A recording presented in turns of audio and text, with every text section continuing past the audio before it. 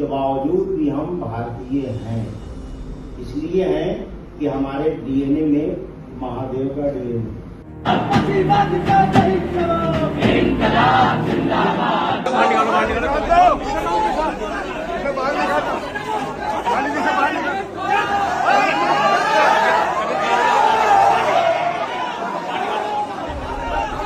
छात्रों के बीच और एडमिनिस्ट्रेशन के बीच, पुलिस के बीच झड़पें भी हुई और छात्र आरोप लगा रहे हैं कि कई लोगों के साथ मारपीट की गई। यहां तक कि जो महिलाएं हैं उनके साथ पुरुष जो पुलिस वाले थे उन्होंने धक्का मुक्की करने की कोशिश की। जब जामिया के वाइस चांसलर उस प्रोग्राम में ये कहते हैं कि हर हिंदुस्तानी के अंदर महादेव का खून है, तो बहुत ही ताज्जुब होता है। आप उस पर्टिकुलर आइडियोलॉजी से एफिलिएटेड होने के बावजूद आप जामिया के वाइस चांसलर हैं। आपकी एक जिम्मेदारी है कि आप सबके साथ समान व्यवहार करें। और शर्म आनी चाहिए इन वाइस चांसलर्स को, जिस तरह से न सिर्फ कि वो अप्रूव होकर आ रहे हैं और जामिया मिलिया इस्लामिया में वाइस चांसलर बने हुए हैं, बल्कि पूरे तरीके से लेजिटिमाइज करने की, वैधता देने की कोशिश कर रहे हैं एक ऐसी संस्था को जो जामिया के एग्जिस्टेंस के ही, उसके वजूद के खिलाफ है। विरासत को जामिया अपहोल्ड करते हैं, जो अंग्रेजी हुकूमत के विरोध करने का, और जहाँ भी जुल्म होता है, जहाँ भी उत्पीड़न होता है, उसके खिलाफ खड़ा होने का एक विरासत जामिया रखता है। लेकिन आरएसएस का विरासत हम जानते हैं क्या है।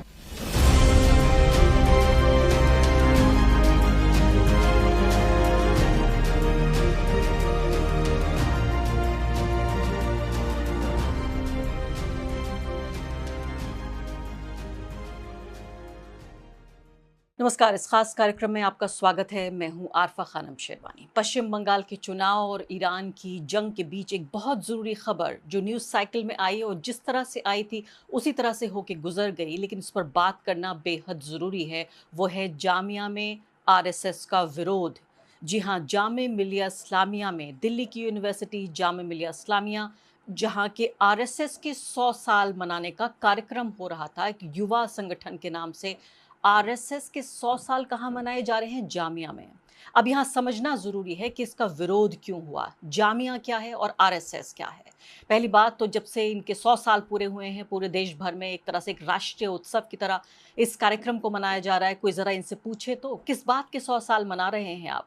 बंटवारे की राजनीति के 100 साल, हिंदू मुस्लिम सिख ईसाई के बीच दरार पैदा करने के 100 साल, हिंदुस्तान को उसके जो फाउंडिंग प्रिंसिपल्स हैं, यानी जो बुनियादी सिद्धांत हैं, उनसे अलग करने के 100 साल, अंग्रेज़ों से माफ़ी मांगने के 100 साल। जी हाँ, 100 साल मनाए जा रहे हैं। छात्रों के बीच और एडमिनिस्ट्रेशन के बीच, पुलिस के बीच झड़पें भी हुई और छात्र आरोप लगा रहे हैं कि कई लोगों के साथ मारपीट की गई। यहाँ तक कि जो महिलाएं हैं उनके साथ पुरुष जो पुलिस वाले थे उन्होंने धक्का मुक्की करने की कोशिश की। ये तमाम चीज़ें छात्र कह रहे हैं। अभी कुछ ही मिनटों में आप सुनेंगे छात्रों की भी आवाज़, लेकिन सबसे ज़्यादा अहम बात यह है कि आरएसएस का विरोध क्यों हो रहा है। आज जानते हैं, आजकल आप किसी भी विश्वविद्यालय चले जाइए, ये कोई राज की बात नहीं है, मैं आपको बताने जा रही हूँ, वहाँ पर किसी लेक्चरर का अपॉइंटमेंट भी नहीं हो सकता बिना आरएसएस के अप्रूवल के। लेक्चरर का, यानी पहली पोजीशन असिस्टेंट प्रोफेसर का भी नहीं हो सकता अपॉइंटमेंट बिना आरएसएस के अप्रूवल के। इस वक्त देश के तमाम जो बेशतर केंद्रीय विश्वविद्यालय हैं उनमें आरएसएस अपॉइंटेड वाइस चांसलर ही हैं। और जामिया मिलिया इस्लामिया, बहुत दुख के साथ कहना पड़ रहा है, अलीगढ़ मुस्लिम यूनिवर्सिटी, इन दोनों माइनॉरिटी इंस्टीट्यूशंस में भी आरएसएस के अप्रूव्ड वाइस चांसलर हैं। और शर्म आनी चाहिए इन वाइस चांसलर्स को, जिस तरह से न सिर्फ कि वो अप्रूव होकर आ रहे हैं और जामिया मिलिया इस्लामिया में वाइस चांसलर बने हुए हैं, बल्कि पूरे तरीके से लेजिटिमाइज करने की, वैधता देने की कोशिश कर रहे हैं एक ऐसी संस्था को जो जामिया के एग्जिस्टेंस के ही, उसके वजूद के खिलाफ है। जी हाँ, सबसे ज़्यादा हैरानी की बात यह है कि जामिया मिलिया इस्लामिया में आकर आप अपने 100 साल मना रहे हैं एक ऐसी संस्था जो उसके वजूद के खिलाफ है, जो उसके माइनॉरिटी इंस्टीट्यूशन का जो कैरेक्टर है, जो भारत का संविधान जिस बात की इजाज़त देता है कि अलीगढ़ मुस्लिम यूनिवर्सिटी या फिर जामिया मिलिया इस्लामिया इस तरह के संस्थान बनाए जाएं और चलाए जाएं माइनॉरिटीज़ के ज़रिए, ताकि उनमें जो माइनॉरिटी कल्चर ट्रेडिशंस हैं वो पनप सके और भारत जो एक विविधताओं वाला देश है वहाँ पर इस तरह की यूनिवर्सिटीज़ हों। जामिया मिलिया इस्लामिया यानी कि एक रेजिस्टेंस, प्रतिरोध की आवाज़, जिस आवाज़ को हमने 100 साल से ज़्यादा पुरानी ये यूनिवर्सिटी 1920 में स्थापित हुई, तब भी प्रतिरोध की आवाज़ से निकली हुई यूनिवर्सिटी, उसके बाद 100 साल बाद जब एनटीसीए एनआरसी प्रोटेस्ट हुआ, तब भी हमने देखा कि यही वो विश्वविद्यालय था जो पूरे देश में सबसे पहले जहाँ से आवाज़ निकली और पूरे देश तक जिसकी गूंज गई, वो था जामिया मिलिया इस्लामिया।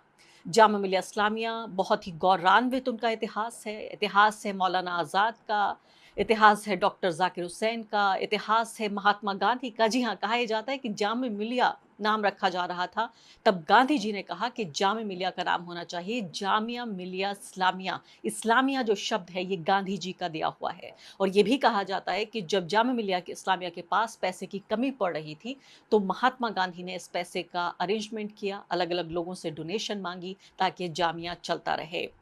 जामिया मिलिया इस्लामिया महात्मा गांधी का जो नॉन कॉपरेशन मूवमेंट था, इसके अलावा पूरी दुनिया में जो खिलाफत मूवमेंट चल रहा था, उससे उपजा हुआ एक इंस्टीट्यूशन है। एक ऐसी आवाज़ जो महात्मा गांधी ने जब ये कहा था कि जो कॉलोनियल एजुकेशन है, यानी अंग्रेज़ों के ज़माने की जो एजुकेशन थी, वो हमारे इंस्टीट्यूशंस पर थोपना चाहते थे, महात्मा गांधी ने इसका विरोध कर किया। उसी दौर में अपने भारतीय देसी शिक्षा की उपज होनी चाहिए, उससे निकले हुए इंस्टीट्यूशंस होने चाहिए, उसी से निकला जामिया मिलिया इस्लामिया। कुछ ही पलों में और इतिहास आपको बताऊंगी, लेकिन यहाँ शर्मनाक बात यह है कि जामिया मिलिया इस्लामिया के वाइस चांसलर कह रहे हैं कि हर हिंदुस्तानी के मन में महादेव रहते हैं। आप सोचिए, एक ऐसा देश जिसका संविधान कहता है कि वो धर्मनिरपेक्ष है, एक ऐसा इंस्टीट्यूशन का खुद का कॉन्स्टिट्यूशन, खुद का जो गाइडलाइंस है, वो कहते हैं कि एजुकेशनल इंस्टीट्यूशन माइनॉरिटीज़ ने स्थापित किया और उनके ज़रिए चलाया जाता है, लेकिन ये सेक्युलर है, ये लिबरल है, यहाँ किसी भी धर्म का झंडा बुलंद नहीं होता, ना इस्लाम का, ना हिंदू धर्म का। ना यहाँ इस्लाम की बात होनी चाहिए वाइस चांसलर के स्तर पर, ना ही हिंदू धर्म की। वो व्यक्ति कह रहा है कि महादेव हर हिंदुस्तानी के दिल में बसते हैं। देख लेते हैं।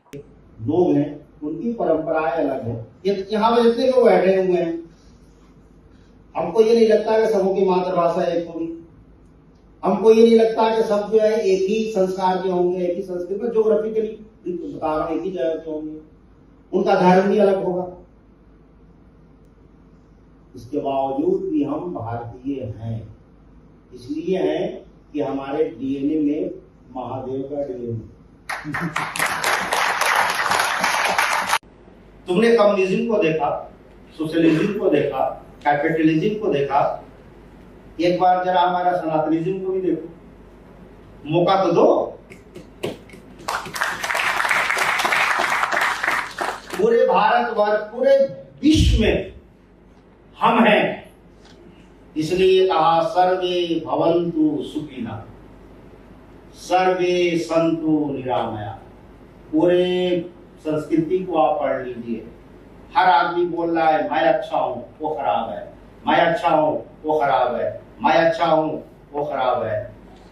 हमने कहा कि बुरा जो देखन में चला, बुरा न मिलिया को, जो मन देखा आप में उससे बुरा। और आगे बढ़ने से पहले एक अदना सी गुजारिश कि आप मेंबर बनिए मेरे चैनल का आरफा खानम शेरवानी। अगर आप मेंबर बनते हैं, आपके समर्थन से आप मेरा हाथ मजबूत करेंगे, इतना मजबूत कि मैं सत्ता का कॉलर पकड़ के सवाल पूछ सकूंगी और जो हमारे समुदाय में हाशिए के जो तबके हैं उनकी आवाज़ उठा सकूंगी। आप यकीन जानिए, आपका एक छोटा सा सहयोग मेरे लिए इतना बड़ा होगा जिसके लिए आप अंदाज़ा भी नहीं लगा सकते। तो आप देख रहे हैं यहाँ पर वाइस चांसलर जो भारत माता जिन्हें कहते हैं देवी बनाते हैं, जो आरएसएस की भारत माता हैं, उन देवी की पूजा हो रही है यहाँ पर। जामिया मिलिया इस्लामिया, बहुत सारे लोगों को कन्फ्यूजन हो सकता है, वो एक ऐसा इंस्टीट्यूशन है जिसका नाम में जामिया मिलिया इस्लामिया है, लेकिन यहाँ हर धर्म के मानने वाले लोग पढ़ते हैं, चाहे वो छात्र हों, चाहे वो एडमिनिस्ट्रेशन में हो, चाहे वो टीचर्स हों, चाहे वहाँ काम करने वाले लोग हों, तमाम तरह के लोग। यहाँ होली मनाई जाती है, दिवाली मनाई जाती है, तमाम तरह के सांस्कृतिक कार्यक्रम होते हैं। और पूरब से लेकर पश्चिम तक, उत्तर से लेकर दक्षिण तक, ये नहीं है कि सिर्फ ये उत्तर में एक इंस्टीट्यूशन है तो यही की बात होती है। हर तरह से यहाँ होली, दिवाली, रमज़ान, ईद एक ऐसा फूलों का एक खूबसूरत सा गुलदस्ता है जिसमें अलग अलग रंगों के फूल खिलते हैं। उसी गुलिस्तां का नाम है जामिया मिलिया इस्लामिया, जिसको बर्बाद करने की कोशिश हो रही है, जिसको रेजिस्ट कर रहे हैं जामिया के स्टूडेंट्स कि क्या मतलब है, आप क्यों यहाँ 100 साल मनाना चाहते हैं। तो इन्हीं कुछ बातों पर मैं रोशनी डालना चाहती हूँ कि किस तरह से जो वहाँ के छात्र हैं वो ये कह रहे हैं कि सावरकर और आरएसएस को मानने वाले नहीं हैं जामिया के लोग, भगत सिंह को मानने वाले हैं। और ये वो लोग हैं जिन्होंने पहले गोधरा जलाया और फिर 2020 में दिल्ली जलाने की भी कोशिश की गई, और ये यहाँ पर ये कार्यक्रम कर रहे हैं। इतना कहते हुए इसके अलावा इनकलाब जिंदाबाद के नारों से गूंज उठा पूरा जामिया मिलिया। सुन लेते हैं। तो सवाल यह है कि जामिया एक ऐसा इंस्टीट्यूशन है जो आज़ादी के आंदोलन से बनी है। खिलाफत आंदोलन और नॉन कॉपरेशन मूवमेंट, ये तमाम आंदोलन के आधार पे जामिया बनी हुई है। तो इस विरासत को जामिया अपहोल्ड करते हैं जो अंग्रेज़ी हुकूमत के विरोध करने का, और जहाँ भी जुल्म होता है, जहाँ भी उत्पीड़न होता है, उसके खिलाफ खड़ा होने का एक विरासत जामिया रखता है। लेकिन आरएसएस का विरासत हम जानते हैं क्या है। आरएसएस का विरासत ये है कि सबसे पहले अंग्रेज़ों के खिलाफ वो कोई लड़ाई नहीं किए। उन्होंने बोला कि सांस्कृतिक राष्ट्रवाद जिसमें हमको लड़ना अंग्रेज़ों से नहीं है, बल्कि हमारे 3 दुश्मन जो मुसलमान, ईसाई और कम्युनिस्ट, इन तीनों से लड़ना है। ये बोल करके जो आज़ादी के आंदोलन में फूट पैदा करना और मुसलमान, ईसाई और कम्युनिस्टों के खिलाफ नफरत पैदा करने का जो राजनीति के आधार पर बनी हुई है आरएसएस, वो उनका विरासत है। जी हाँ, जामिया के छात्र निरंजन ये याद दिला रहे हैं। आपको बताती हूँ कि ये पूरा प्रोटेस्ट जो है ये लेफ्ट पार्टीज यानी लेफ्ट से जो affiliated student, left communist group से अफिलिएटेड जो स्टूडेंट ग्रुप्स हैं, उन्होंने इसको ऑर्गेनाइज किया था। और निरंजन नाम के जो ये छात्र हैं वो कह रहे हैं कि अंग्रेज़ों से नहीं लड़ना सिखाया, अंग्रेज़ों से माफ़ी मांगी आरएसएस ने, और ये कहा कि 3 दुश्मन हैं हमारे, मुसलमान, ईसाई और कम्युनिस्ट, और किस तरह से आरएसएस ने आज़ादी के आंदोलन में फूट डाली, इसलिए जामिया विरोध कर रहा है।